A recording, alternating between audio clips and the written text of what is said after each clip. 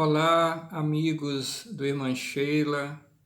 Espero que todos estejam em paz. Aqui estamos bem.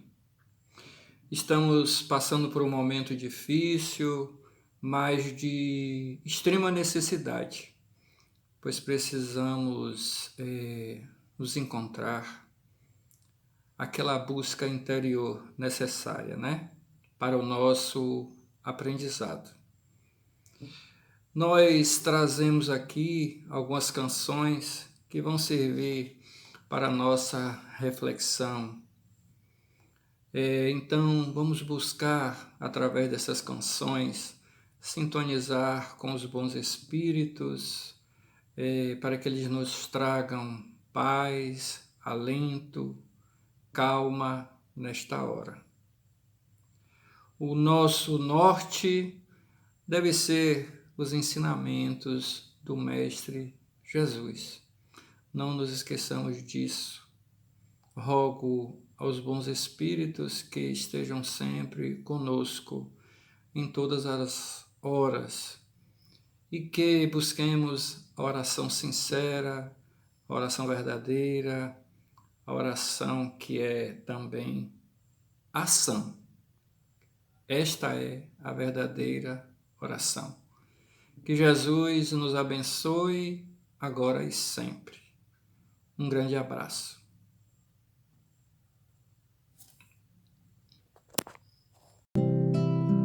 Silêncio,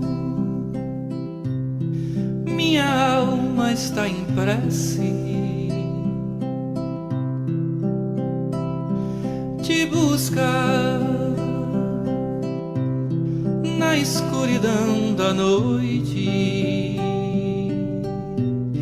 para depois te encontrar na clareza das manhãs.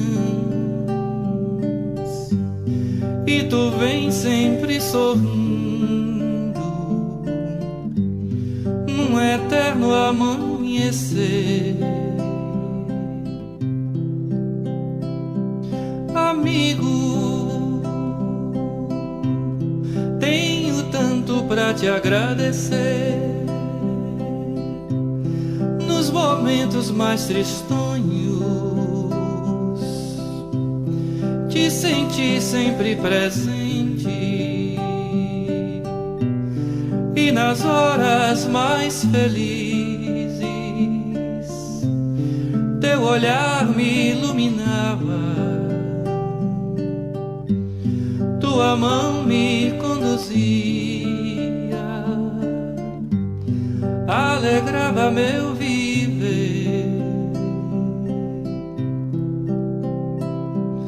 Na vida, quanta coisa por fazer, tanta fome pra matar, tanta sede a saciar, muita gente a conduzir nesta mesma direção. Fazer tudo nesta vida com amor no coração. Senhor, esta prece é para ti, Jesus, meu querido amigo, Jesus, meu querido irmão, luz do dia abençoada, paz na noite iluminada, certo e forte é seu poder. Eu queria docemente te oferecer a mais bela melodia, na harmonia do amor, de viver todos os dias, fazer tua moradia no meu templo interior.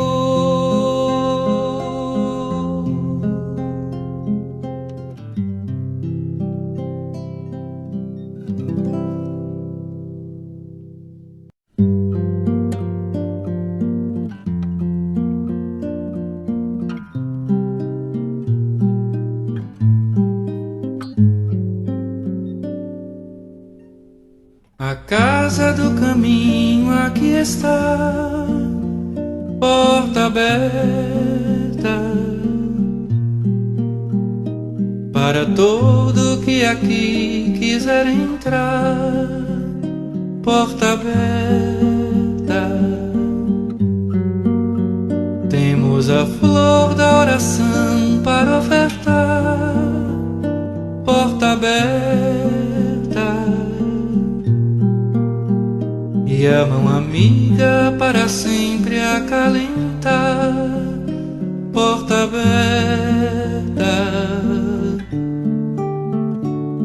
ó luz da luz do céu, derrama sobre nós o teu amor.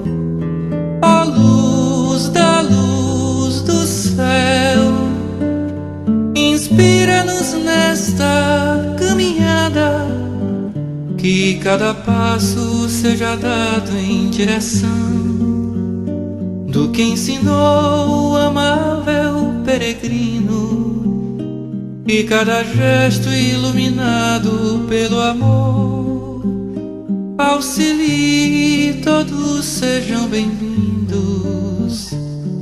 A casa do caminho aqui está, porta aberta para todo que aqui quiser entrar. Porta aberta, temos a flor da oração para ofertar. Porta aberta, e a mão amiga para sempre acalentar. Porta aberta, ó luz da luz do céu, derrama sobre nós o teu amor.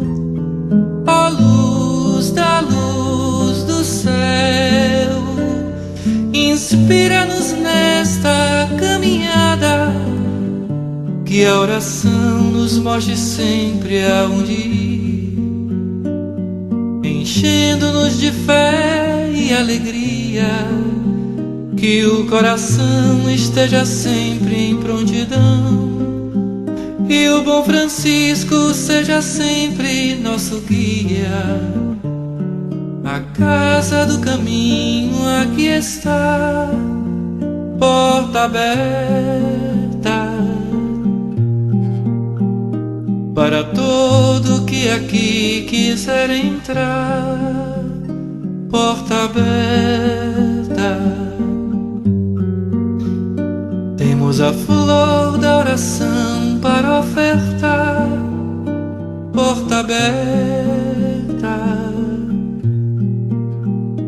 e a mão amiga para sempre acalentar. Porta aberta, a casa do caminho aqui está.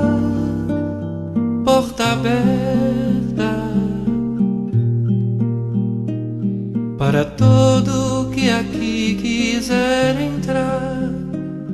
Porta aberta, temos a flor da oração para ofertar. Porta aberta, e a mão amiga para sempre acalentar. Porta aberta.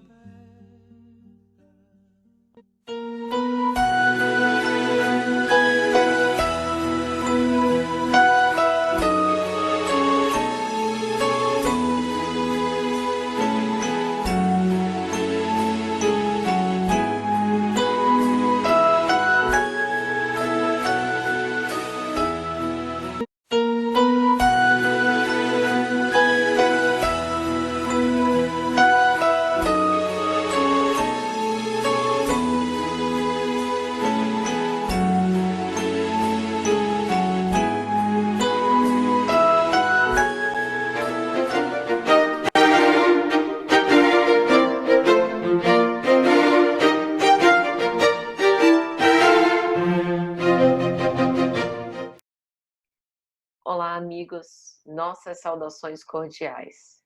Estamos com muito gosto, mais uma vez, para mais uma preleção doutrinária virtual. Hoje com o tema O Ser Emocional. Este tema faz parte da obra Autodescobrimento, uma busca interior, pelo espírito Joana de Ângeles, psicografia de Divaldo Pereira Franco. Nessa obra, que é a sexta da célebre série psicológica de Joana de Ângeles. Como nós habitualmente fazemos, primeiro nós vamos ler uma mensagem, a fim de nos aclimatar psiquicamente com as vibrações mais elevadas. A mensagem de hoje está no livro Espírito e Vida, também da benfeitora espiritual Joana de Ângeles. Em seguida, faremos uma prece para a abertura dos nossos trabalhos. Em seguida, as reflexões doutrinárias sobre o tema, o ser emocional. E, por fim, uma prece para agradecer. Dito isso, então, nós vamos começar rogando aos bons espíritos, espíritos amigos, benfeitores espirituais, que nos auxiliem, que recebam com humildade a nossa oferta dessas pequenas migalhas para distribuir esperanças a muitos corações. E que essa mensagem de hoje seja importante para as nossas reflexões neste momento. Afirmação. Obra Espírito e Vida, por Joana de Ângeles. Lançai para diante o olhar. Quanto mais vos elevardes pelo pensamento acima da vida material, tanto menos vos magoarão as coisas da terra. Evangelho segundo o Espiritismo, capítulo 12, item 8. Afirma tua convicção seguindo de passo firme.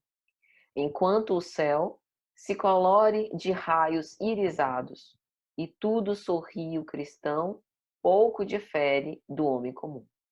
No entanto, quando os dias escurecem, cobrindo-se de cúmulos carregados, faz-se necessário afirmar a fé. Palavra fácil nos júbilos, não pode ficar silenciosa e sem vida nas aflições. Confiança nos dias de felicidade não deve permanecer apagada ante os perigos do testemunho. Crença libertadora em oásis perfumados não desaparece nas longas travessias dos areais. Lembra-te de Jesus. O enviado divino exaltou a humildade e não revidou a bofetada violenta. Engrandeceu a pureza e fez da própria vida um lírio imaculado. Abençoou a pobreza e desdenhou os tesouros do mundo. Homenageou os simples e fez-se ignorar pelos poderosos. Exaltou os perseguidos injustamente e deixou-se crucificar em silêncio. Alentou os desanimados e os concitou ao resgate necessário. Considerou os deserdados e caminhou sem posse alguma. Valorizou a dor e ofereceu-se a morrer por todos. Em Caná, ofereceu a todos a alegria festiva e no Gólgota testificou confiança robusta. No matrimônio dos jovens, rogou ao Pai Celeste que transformasse água em vinho, enquanto na cruz sorveu o vinagre e o fel como água pura. Pregando o reino de Deus, alçou o coração à condição de santuário excelso, mas fez do caráter nobre a base da lei, através do dever reto nas linhas do amor e da caridade, acima de todos os outros requisitos. Afirma a fé que te honra os dias, quando tudo parecer distante ou tenebroso, encontrando-te no campo a cultivar, mesmo que ele esteja eivado de plantas daninhas, labora, de coração forte e mente esclarecida, como quem ali encontra a oportunidade mantenedora do próprio equilíbrio, através da afirmação espontânea da tua fé naquele que é a fonte da vida incessante. Que mensagem! Afirmação de fé em dias difíceis. Não poderia vir em melhor hora. Meus amigos, esses dias provacionais têm nos revelado quem nós verdadeiramente somos. Ao invés de observar as críticas, de observar o comportamento alheio, observemos o nosso comportamento. Vejamos o quanto a doutrina espírita de fato nos preparou ou não para essa realidade de coisas. Nós estamos aqui para isso, para viver o Evangelho. Enquanto os outros, ao nosso lado, pensarem em desistir, nós não temos esse direito. O nosso dever é de amar quando todos esfriarem o amor. É de permanecer até o fim para que todos possamos ser salvos. Nós somos aqueles que aguentam essas vergastadas da vida. Aqueles que suportamos as aflições com coragem e resolução, seguindo até o fim. E sejamos, portanto, fortes, emocionalmente fortes. Como hoje nós teremos condição de investigar. Oremos então.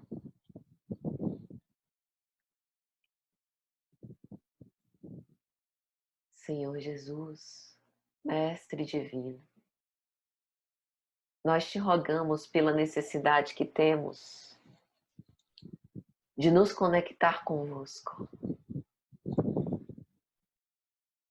Nós te pedimos, Senhor, perdão pelos nossos equívocos. Perdão pelo desalinho, pelo desarvoramento.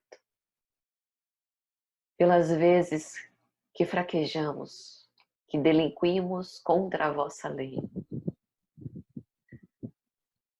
Nós somos frágeis, nós somos fracos.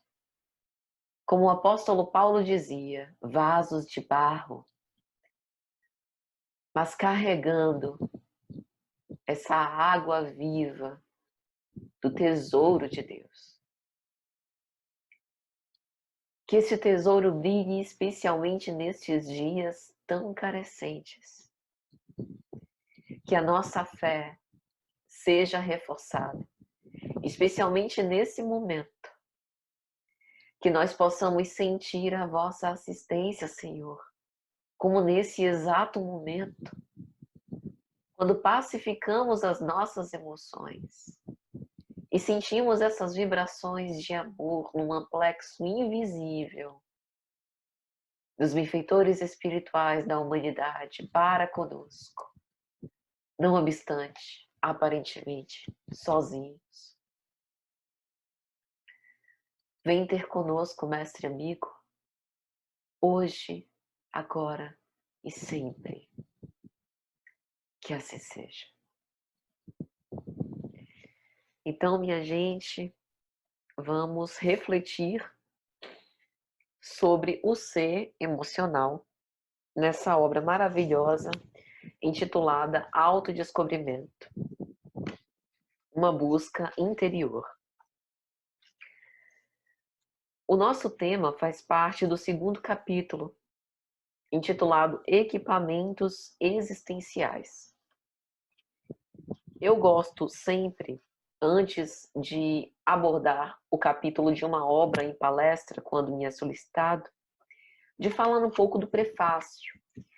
Porque o prefácio tenta mostrar um pouco da ideia geral da obra e da intenção do autor. Em especial, nessa série, Joana de Ângeles escolhe abordar em cada livro um tema específico. O primeiro livro da série, Jesus e a Atualidade, ela escolhe justamente para justificar a importância e a presença dos ensinamentos de Jesus em todos os desafios da nossa vida. E assim ela vai trabalhando com cada tema ao longo das suas obras. Na série psicológica, essa obra é direcionada para o autoconhecimento, autodescobrimento, esse despertar dos nossos potenciais da alma, dos nossos equívocos, das nossas sombras, mas sobretudo das nossas conquistas. Porque é através do autodescobrimento que nós temos equipamentos subsídios, recursos para a reforma moral impostergável que cada um de nós devemos realizar. Então, Joana de Ângeles começa no prefácio da obra falando que, sem uma visão espiritual da existência física, a própria vida permanece sem sentido ou sem significado. Eu gosto bastante da abordagem da psicologia profunda de Carl Gustav Jung sobre o significado ou sentido da vida. Ele faz discussões filosóficas e psicológicas muito interessantes, dizendo que, em outras palavras, se a meta da vida fosse a felicidade, como explicar essa felicidade que é episódica, como dizia Freud em O Mal-Estar da Civilização, uma felicidade que se dá em momentos particulares. Então, como se justificaria uma vida de infelicidade, de provas, de expiações, de aflições, inclusive de crueldade, né? de profundo ódio, de profundo abandono, desamor e pequenos pontos de felicidade? Seria uma vida insuportável demais para lidar. Então, a meta da vida deve ser outra. Talvez o sentido da vida seja buscar o significado que a vida tem. E é bom que seja uma pergunta que cada um de nós precise responder de acordo com o nosso contexto social, cultural, com a nossa bagagem como espíritos imortais, de acordo com as nossas demandas, com os nossos conflitos e, portanto, com as necessidades que nós temos de crescimento interior. A pergunta que me refiro é: qual o sentido da vida? Porque se não fosse uma pergunta e fosse uma resposta, provavelmente ela nos deixaria acomodados. Alguns de nós, rebeldes que somos, né, desobedientes, insubordinados, não resignados, talvez mediante essa suposta resposta, contra-argumentaríamos: não, eu repudio, acho que esse não é o sentido da vida, acho que é outro sentido da vida. Mas a grande maioria de nós, talvez, se fosse uma resposta que nos satisfizesse, se fosse uma resposta que nós acatássemos e que nos deixasse na nossa zona de conforto. E aqui eu não estou dizendo que uma zona de conforto é necessariamente boa. Muitas zonas de conforto que geram tranquilidade mais tarde vão gerar uma colheita de aflições para nós. Então, se fosse uma resposta, muitos de nós acataríamos e não discutiríamos. Deixa para lá, tudo bem. O sentido da vida é esse, então vamos. Sem ver a aplicação desse sentido na nossa própria existência. Então, o que eu estou querendo dizer?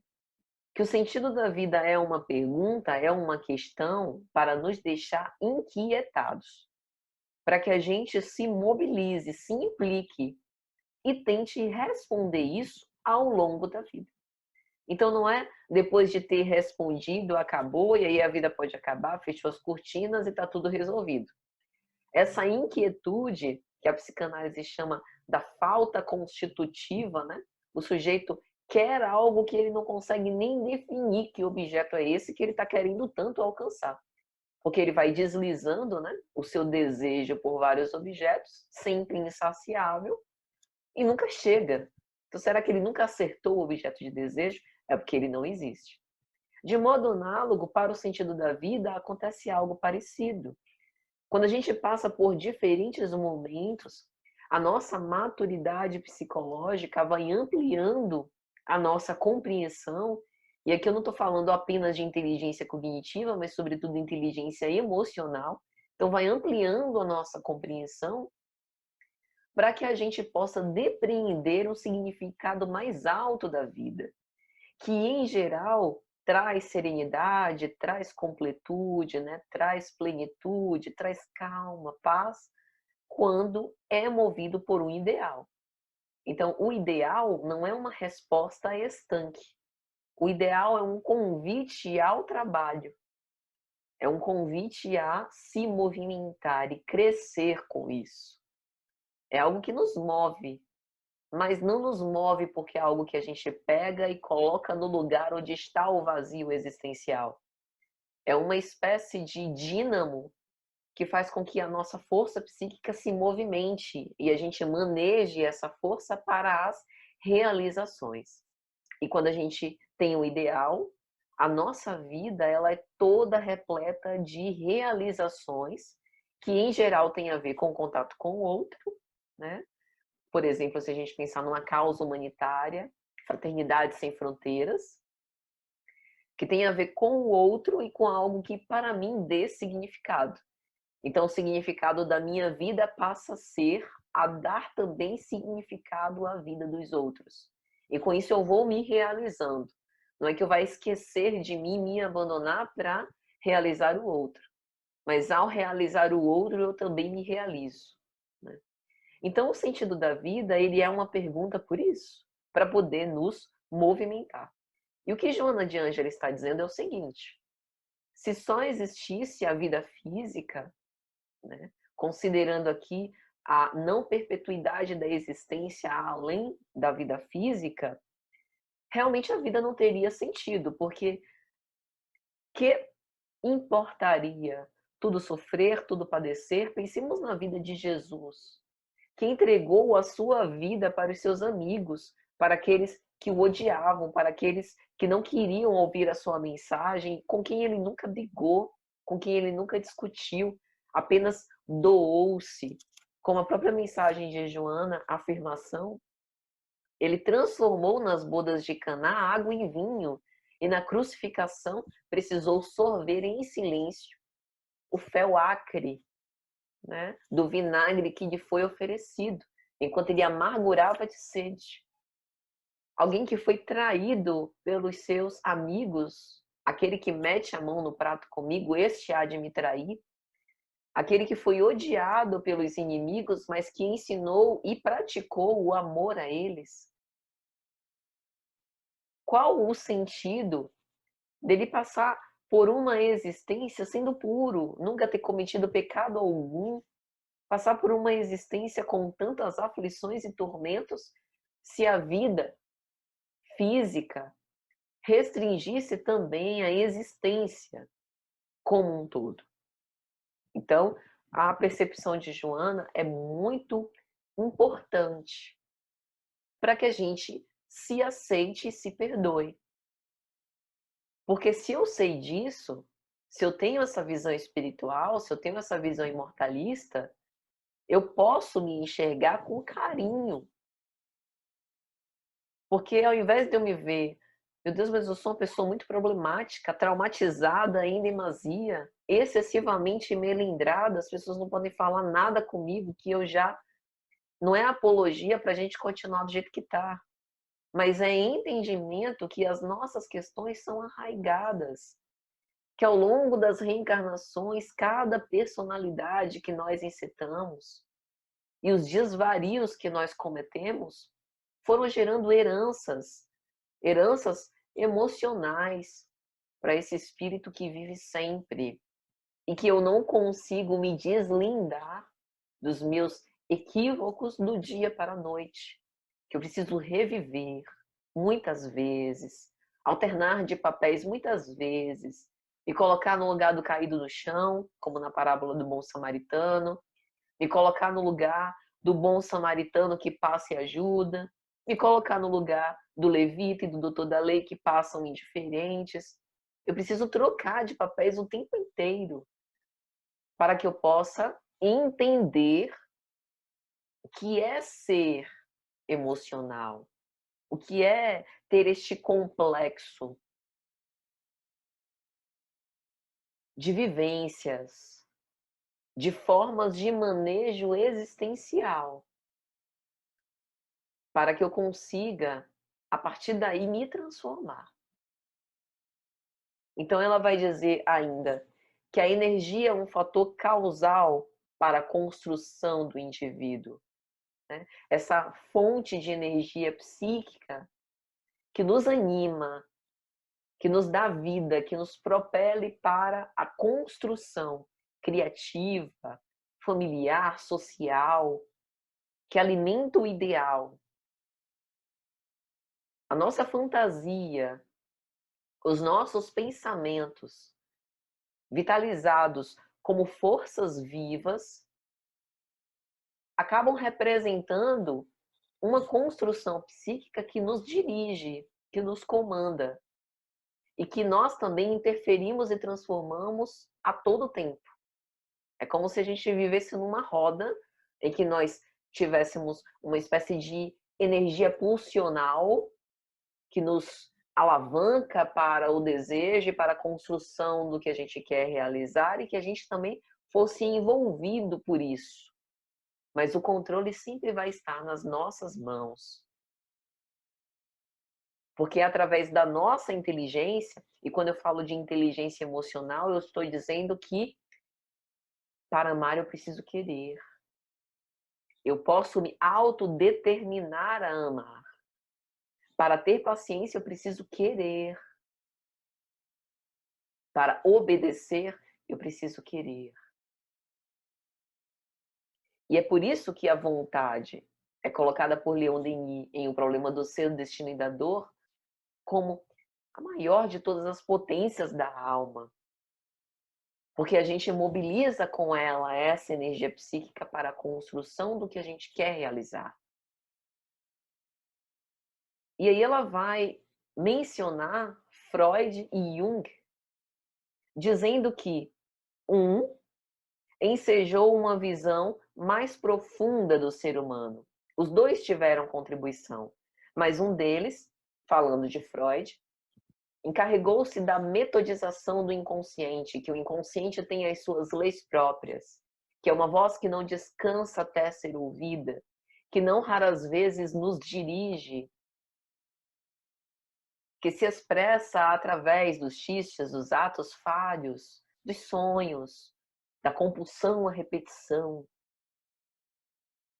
e que é mergulhando nas profundezas desse inconsciente que nós vamos investigando.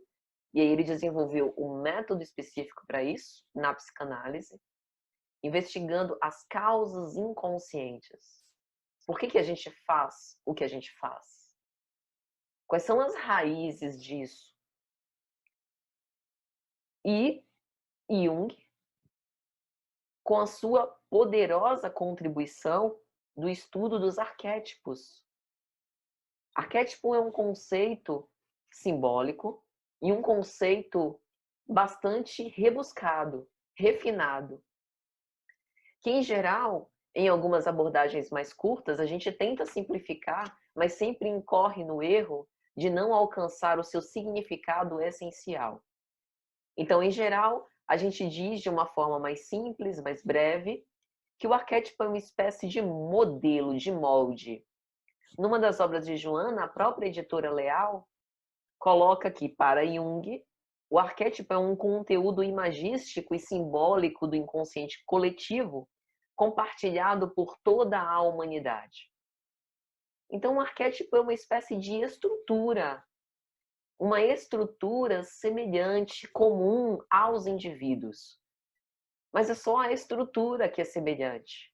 Essa estrutura faculta o desenvolvimento de imagens, de símbolos, de comportamentos que são atualizados a depender da nossa vivência, da nossa história, das nossas experiências, e que também vai sendo atualizado ao longo da nossa vida. Então, a contribuição de Jung no estudo dos arquétipos é basicamente de entender a diversidade humana, a particularidade subjetiva, a profundidade do nosso ser. E assim, compreender que é esse ser emocional tão complexo e profundo. E aí Joana vai dizer que o autodescobrimento favorece a recuperação. Embora seja necessário, não é condição suficiente. Porque muitos de nós temos noção dos nossos equívocos, sabemos dos nossos erros, sabemos das nossas necessidades de melhoria, mas muitos de nós ainda não temos força suficiente para vencer. Nós vamos desenvolvendo essa coragem moral ao longo do tempo. E é lógico que a nossa vontade é uma alavanca para a gente conseguir isso. Mas além da vontade, a vontade persistente, a obstinação pacífica, não desistir. É muito comum a gente ouvir entre os espíritas: eu não me sinto merecedor desse patrimônio que chega às minhas mãos.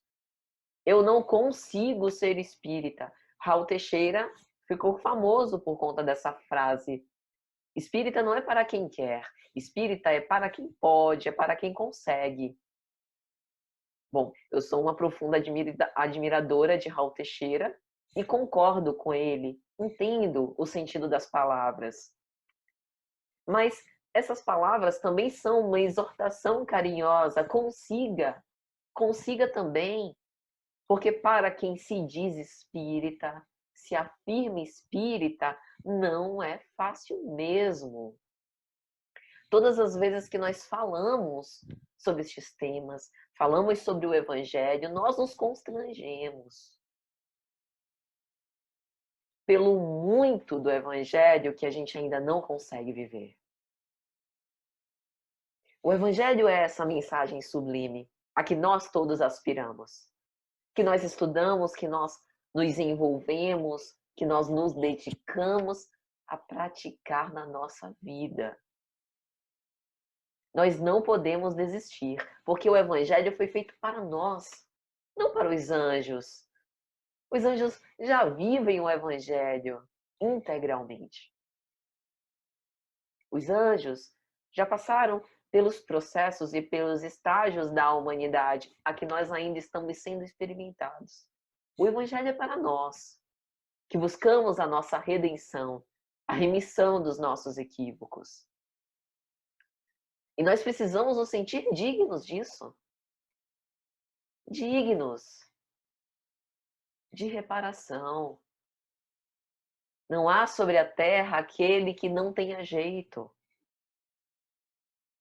Nós estamos aqui para isso.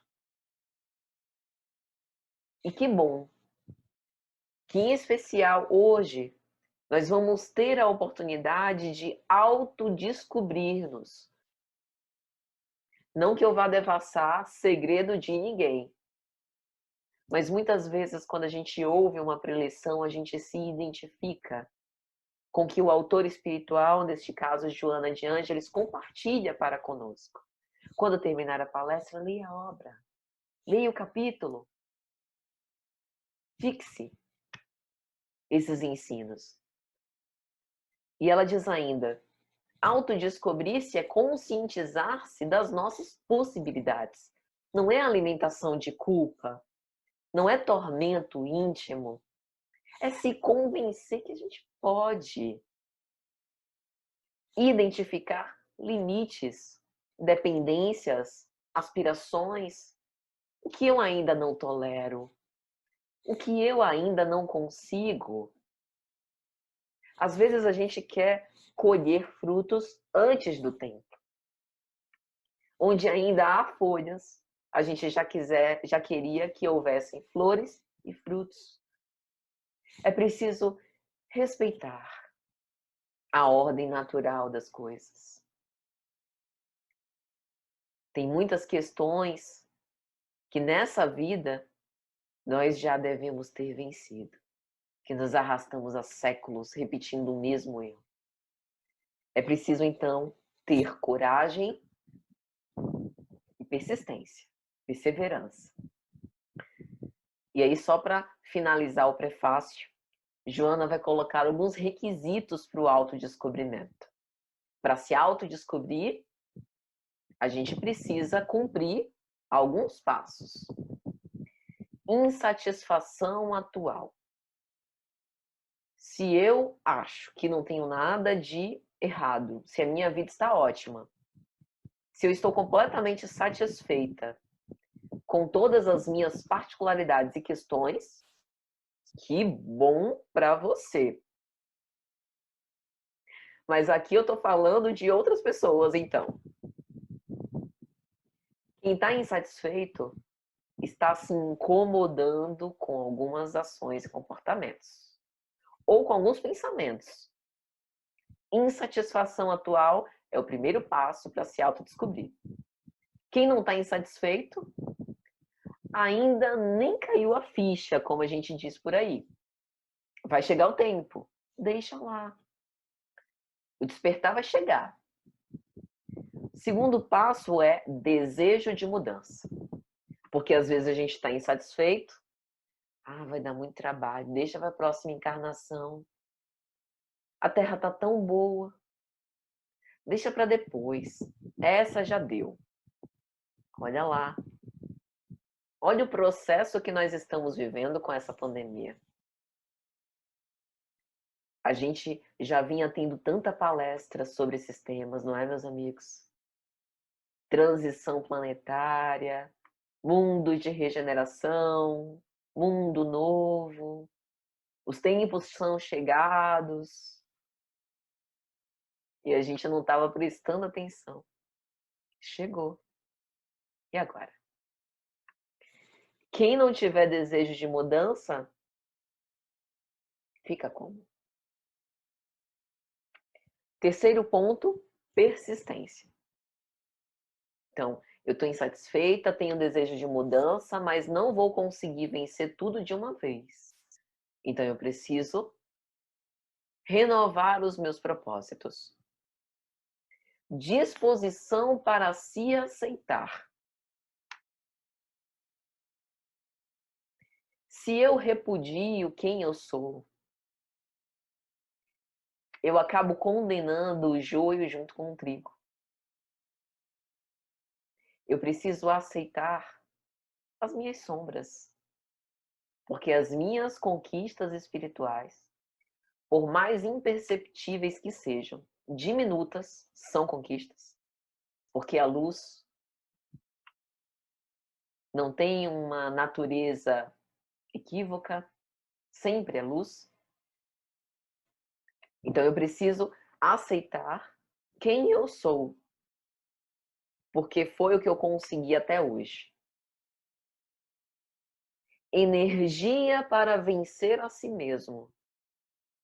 Para ter energia para vencermos a nós mesmos, nós precisamos estar imbuídos de um ideal. Lembra de Emmanuel? Na obra Pensamento e Vida, em qualquer matéria, em qualquer assunto, nós somos sempre a soma de muitos. Pense comigo. Esse momento. Nesse momento, nós estamos recebendo a visita de benfeitores espirituais. O espírito Manuel Filomeno de Miranda, na obra Transição Planetária, através do médium Divaldo Franco, vai dizer que, sob a tutela de São Francisco de Assis, espíritos benfeitores, vindo de Alcione, têm reencarnado no planeta para nos ajudar, para ajudar nesse processo de transição, no mundo de regeneração. Nós estamos permeados por esses benfeitores, envolvidos por essa psicosfera de amor. Mas, Patrícia, se nós estamos sendo envolvidos por uma psicosfera de amor, por que tanta insensatez, tanta insanidade, tanta incompreensão, tanta tristeza? O mundo parece estar de pernas para o ar, como agora.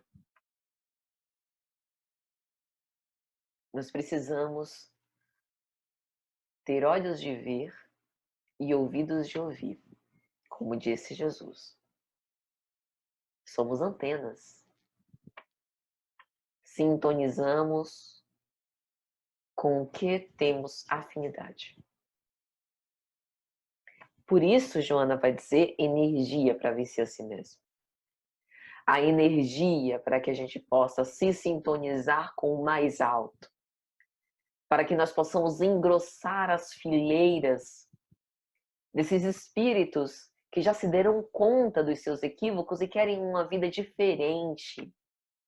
Têm uma vontade ardente de ser melhor. E por fim, capacidade para crescer emocionalmente, que é o nosso tema.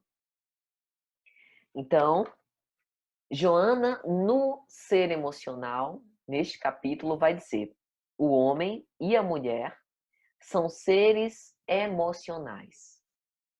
Têm discernimento, à luz da razão, que facultam inteligência, controle emocional.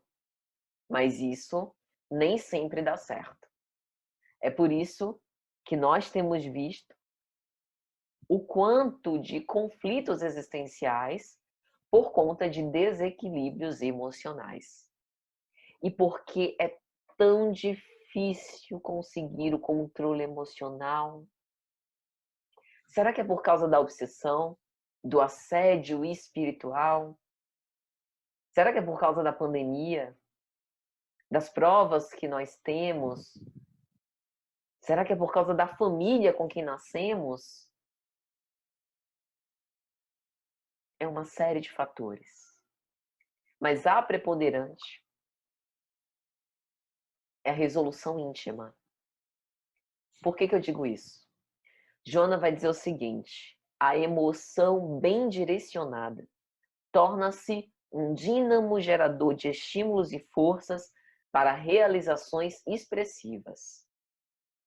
Ela não está dizendo que uma emoção bem direcionada, equilibrada, ajustada, controlada é fácil. Ela está dizendo que essa emoção bem direcionada faz com que nós aproveitemos melhor a nossa força psíquica para construções elevadas, o que ela chama de realizações expressivas. Nós temos uma carga energética, sobretudo do uso da nossa energia com os excessos. Carga essa que foram criando hábitos que se consolidaram ao longo das nossas reencarnações. É o que Kardec vai abordar como as nossas más tendências, más inclinações em O Evangelho segundo o Espiritismo. Hábito é assim. A gente sempre tem. Se não tem bom, tem mal. E se tem mal, a gente pode substituir por um hábito bom. Esse processo é fácil? Não.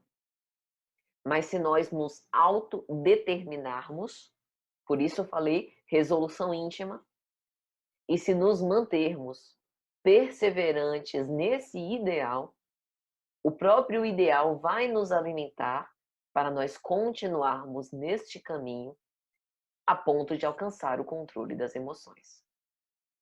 Controle das emoções, há muitos recursos de que nós podemos dispor para consegui-lo. Apoio psicoterápico, análise. Análise eu estou falando com o analista e consigo mesmo. Lembra do Conselho de Santo Agostinho, o Livro dos Espíritos?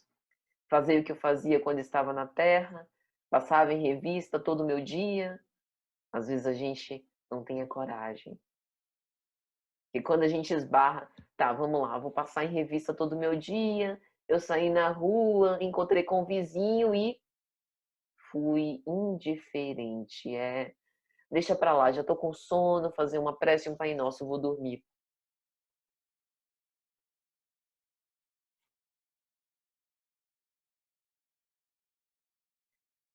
É comum, dado o nosso estado de imperfeição. Mas é pior não admitir. É pior fazer de conta que não aconteceu. Porque no outro dia vem a ação de novo. Aproveitemos que no momento, quando a gente se recolhe para dormir, o nosso confessionário é íntimo, individual. Só nós e nossa consciência. Só nós e Deus. E aproveitando que Deus nos ama, não obstante o que nós façamos,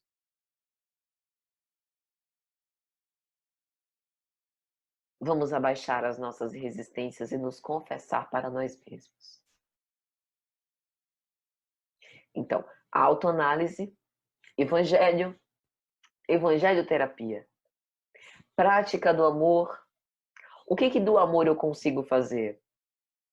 Eu consigo orientar meus filhos nas atividades escolares, eu consigo assistir aquele desenho com meu filho pequeno 10 vezes no dia, o mesmo desenho. Eu consigo tolerar meu companheiro intransigente, arrogante, perdoá-lo.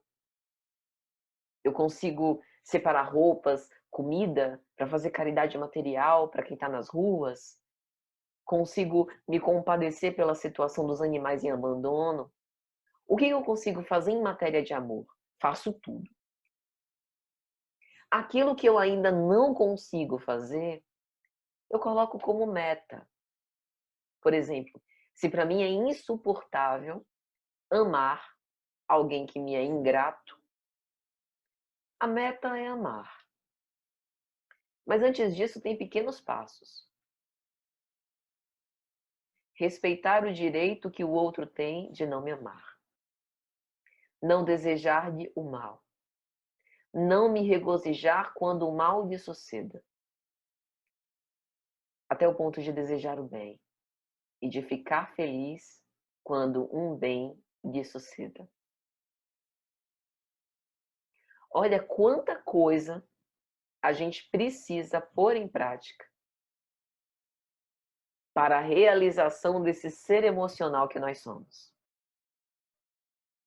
E aí, Joana continua dizendo que nós precisamos nos disciplinar a seguir este curso para a afetividade e uma convivência feliz. Na primeira discussão, se eu abandonar, eu tenho todo o trabalho a fazer de novo.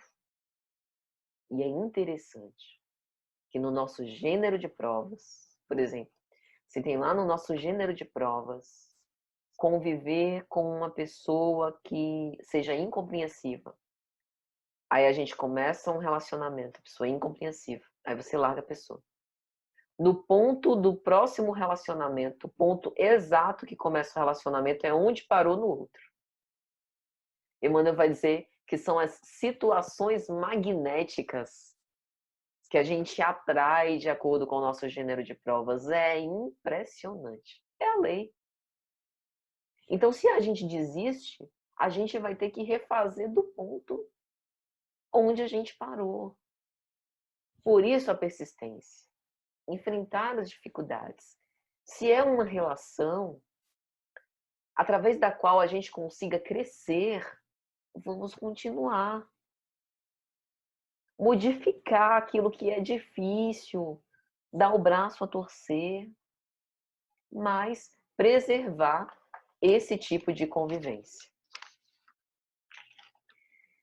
E aí, Joana nos sugere uma autoavaliação da nossa emotividade para que a gente tenha noção de como que a gente anda. Tem embotamento? Olha, o conceito que Joana traz é à luz da psicologia espírita, então ela não aborda nenhuma escola psicológica propriamente dita. Existe um conceito de embotamento afetivo, o qual nós não vamos enveredar aqui neste vídeo. Mas o embotamento que ela define é assim: não registrar as manifestações da afetividade, que é, além da insensibilidade, comprazer-se às sensações rudes.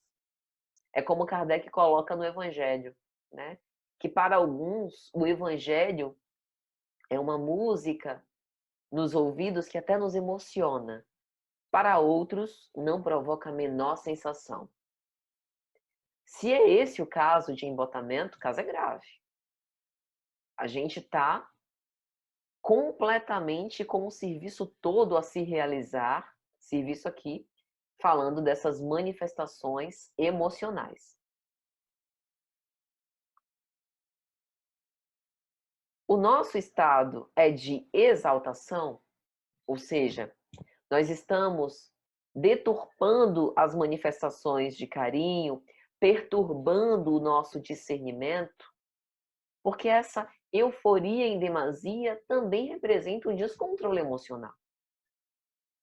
O nosso caso é de indiferença, eu simplesmente ignoro o afeto, porque eu não me sinto satisfeita. É o caso das relações fluidas na sociedade líquida de Zygmunt Bauman. Eu me relaciono com alguém que não corresponde minimamente ao que eu quero, então eu descarto. Meu caso é de paixão, aquela espécie de alucinação obsessiva, que muitas vezes a gente chama de amor. Eu sou apaixonada por aquela pessoa, louca de paixão, e aí a gente fica cego. Também é descompensação emocional. A gente precisa cuidar, ver com realidade. O nosso caso é de emoção edificante, que é a proposta. Ela define estabelecer patamares de autorrealização e reintegração à vida. É aquele conteúdo emocional que a gente se sente alimentado, satisfeito. Então, ela vai definir alguns comportamentos emocionalmente saudáveis. Aqueles que se afastam desses comportamentos, a gente já sabe que não são. Agir com serenidade, não se preocupar em parecer bem, mas em ser. Não se fazer intencionalmente detestado, com domínio. Complicado, né? Às vezes a gente vive dentro do nosso apartamento e aí pensa assim: meu apartamento é próprio, não preciso conviver nem me dar bem com ninguém, cada um na sua. A vida em coletividade sempre é necessária. Nem que seja aquele tchauzinho que a gente dá do elevador pro vizinho que entrou no apartamento. O bom dia ao entrar no elevador. O mínimo necessário já é importante. Imagina as mentes sobre nós. Grupo de WhatsApp de condomínio. Uma coisa que a gente fale que seja ofensiva já causa um desafeto. Não é que a gente queira ser, né, tem que ser querido por todos. Não é isso. Mas acaba colaborando para a nossa descompensação emocional. Estar aberto a relacionamentos interpessoais, respeitar ideias e condutas alheias, não abdicar das próprias condutas para agradar alguém. Então, isso não significa que a gente vai ignorar a opinião dos outros, mas é interessante a gente pensar o quanto que os interrelacionamentos, eles favorecem para nós experiências proveitosas, para o amadurecimento psicológico de cada um de nós. É com base no relacionamento com o outro que a gente se descobre, que a gente se desvela, que a gente observa quais as nossas necessidades de melhoria, o que a gente ainda precisa modificar no nosso modo de ser, que a gente vai aparando essas arestas e contornando aquilo de que a gente ainda tem necessidade. E aí Joana vai finalizar essa obra falando que o ser emocional, quando alcança esse estado plenificado, não deve nutrir angústias pelo ontem nem ansiedade pelo amanhã. Deve se livrar das queixas, frustrações, tormentos, porque ainda que nós estejamos movidos por um ideal e tenhamos toda essa força de vontade para alcançar esse equilíbrio das emoções, nós sofreremos influência, né? Nós seremos convidados a situações que muitas vezes são importantes para a gente desenvolver virtudes como paciência, como o perdão das ofensas, né? Como é que a gente vai desenvolver perdão das ofensas se a gente não for traído, né? Não tiver essa circunstância de ser magoado, de ser ferido. É uma prova muito dolorosa, mas importante para o aperfeiçoamento evolutivo do espírito. E nem sempre a gente vai estar ao lado de quem nos entenda, nos compreenda, né? E por isso a gente precisa manter esse compromisso no meio social. Então ela vai dizer: quem se afasta do meio social por se acreditar perseguido, não compreendido, em crise paranoide, deixa de se realizar emocionalmente, né? Privar-se do contato social, isolar-se, infelizmente não vai nos causar evolução espiritual alguma. E aí, gente, para terminar, eu gostaria aqui de ler o capítulo 15 do Evangelho de João, versículos 1 a 7. Eu sou a videira verdadeira, e meu pai é o lavrador. Toda a vara em mim que não dá fruto, atira e limpa toda aquela que dá fruto, para que dê mais fruto. Vós já estáis limpos pela palavra que vos tenho falado. Está em mim e eu em vós. Como a vara de si mesma não pode dar fruto, se não estiver na videira, assim também vós, se não estiverdes em mim. Eu sou a videira, vós as varas. Quem está em mim e eu nele, esse dá muito fruto, porque sem mim nada podeis fazer. Se alguém não estiver em mim, será lançado fora, como a vara, e secará, e os colhem e lançam no fogo e ardem. Se vós estiverdes em mim, e as minhas palavras estiverem em vós, pedirei tudo o que quiserdes, e vos será feito. Então, essas palavras do evangelista João nos mostram que nós somos todos parte, né, da videira verdadeira. E nós estamos com esse propósito de dar frutos. Quais são esses frutos, né? O desenvolvimento dos nossos potenciais da alma, o desenvolvimento este aroma tão maravilhoso que nós sentimos quando falamos e vivemos o Evangelho. Esses frutos saborosos, tudo isso faz parte da nossa destinação. Quando Joana diz que o ser humano é um ser emocional, ela está nos equipando, né? Ela está fazendo com que a gente reflita sobre esses recursos maravilhosos que estão à nossa disposição, que são as emoções, para que com eles e através deles nós possamos desenvolver bons sentimentos e conquistas imperecíveis para o espírito. Só depende do nosso esforço e dedicação. Então, meus amigos, é isso.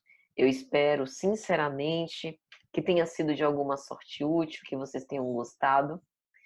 Então vamos fazer a nossa prece para agradecer. Divino amigo e mestre Senhor, companheiro de todos os nossos momentos, que o Senhor nos abençoe, nos ilumine, nos guarde, nos envolva com a vossa santa e divina paz.